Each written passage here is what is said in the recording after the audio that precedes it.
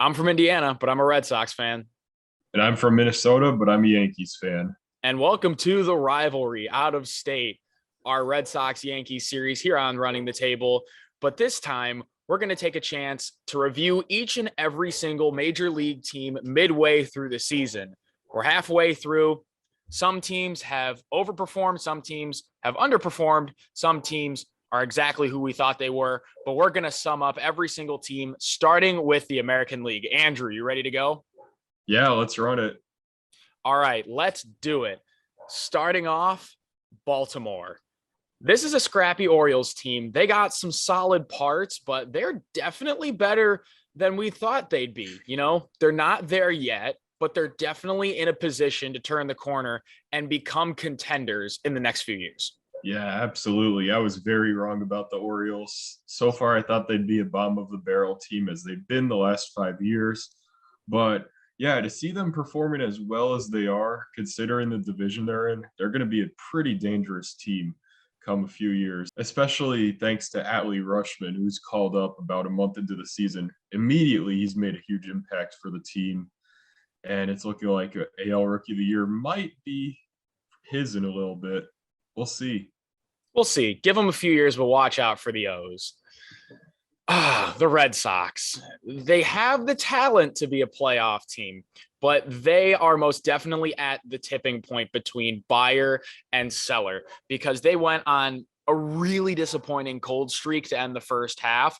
We talked about that in our last Red Sox Yankees series recap, which means the Red Sox better make up some ground in the wild card and in the division. And it starts by winning division series. They haven't done that yet. So there's some work to be done there. Yeah, for sure. They're 0-11-1 in division series within the first half, and that's just simply unacceptable when you're in the AL East, the division with powerhouse teams all across the board.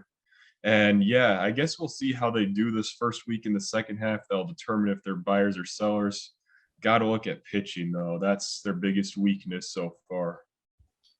Yeah, they got some work to do. But the Yankees, there's not much to say. They're the best team in baseball. They've absolutely steamrolled everyone. Look for some serious additions at the deadline. World Series or bust. Not much more to say there. World Series or bust. We're doing amazing, miles better than what I thought, and I'm so happy for that. I said I hope I was wrong in the preseason, and here we are today. Just got to keep it up. Yeah, you could not be more happy to be wrong about that.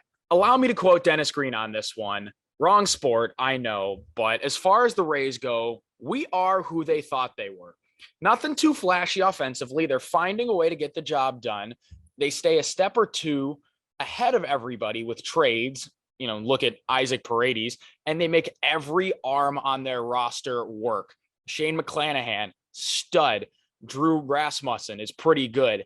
Jason Adam, who the heck is he? We don't know, but he's their best bullpen arm. And even that's with missing Glasnow, Boz, Kittredge, Fireisen. The Rays are making it work. Yeah, unsurprisingly, the Rays just have one of the best records in the league, and they're just doing it because they can. That's just what they've been doing the last 2 or 3 years.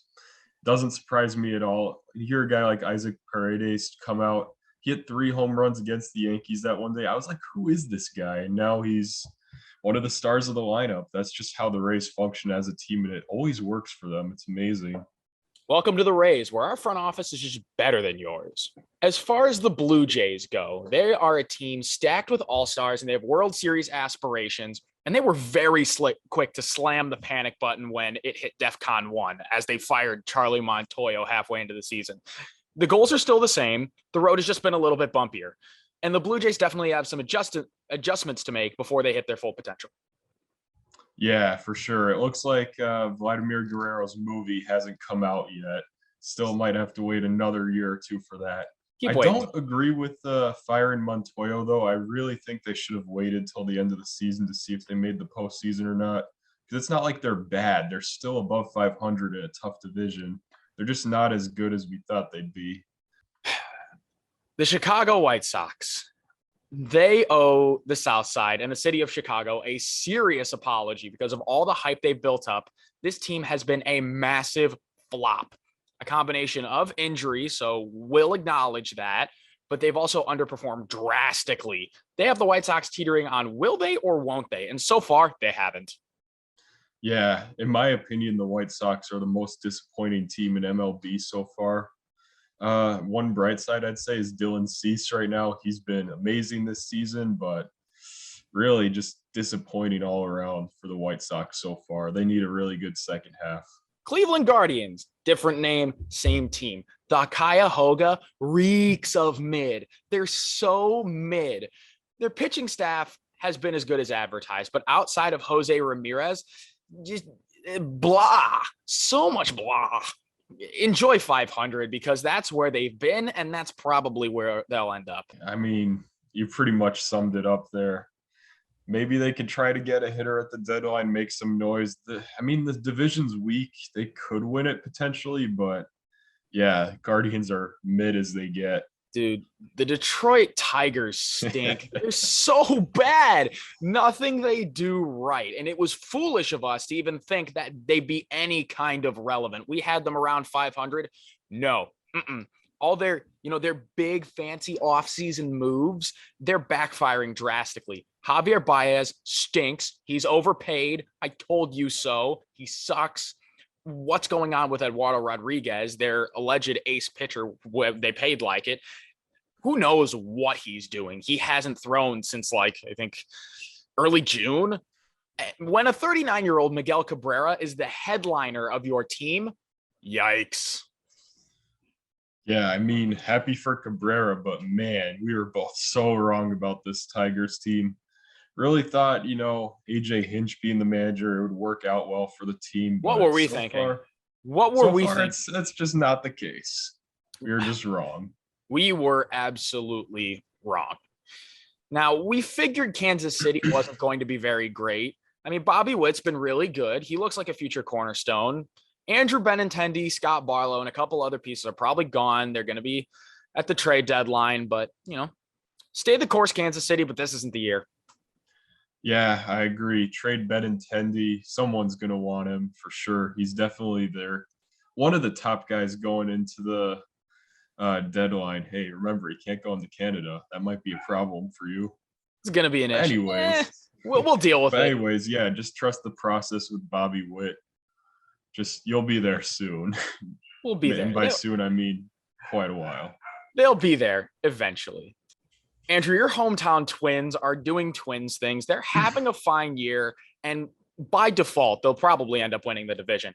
The offense is rolling with guys like Byron Buxton and Luis Arias, and, the rotation with guys like Joe Ryan and Sonny Gray. They've kept the ship afloat. They're all right, but they should really patch those holes at the deadline before the ship sinks. Oh, yeah, for sure. Just because I'm a Vikings fan, I see Twins Twitter on my timeline all the time. And, oh, man, I can't even keep track of all the tweets I've seen complain about it. Emilio Pagan just been terrible in the bullpen. If they want to win the AL Central and secure it, they need to get a reliever at the deadline. They absolutely Otherwise, they're carrying on. They're hanging out there. And, just quick postseason exit. Quick. Yeah, probably. It's just what the Twins do. Say what you want about the cheaters. And if you're still calling them cheaters, find a new shtick.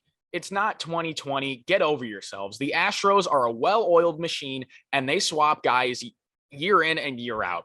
Carlos Correa leaves? Fine. We have Jeremy Pena to put there.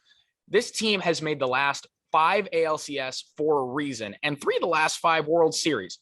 With how good they are, I'll bet the house they go right back. Yeah, I agree. I would be stunned if they don't make the ALCS this year.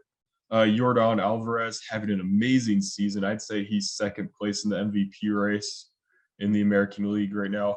And Justin Verlander, I remember we talked about him for the season, and I was a bit skeptical, but that was another thing I was wrong about. He's Cy Young. Check it, baby. Yeah, he could be a Cy Young winner. He's been phenomenal this season, and I gotta say this as a Yankees fan. Yeah, they made the World Series last year.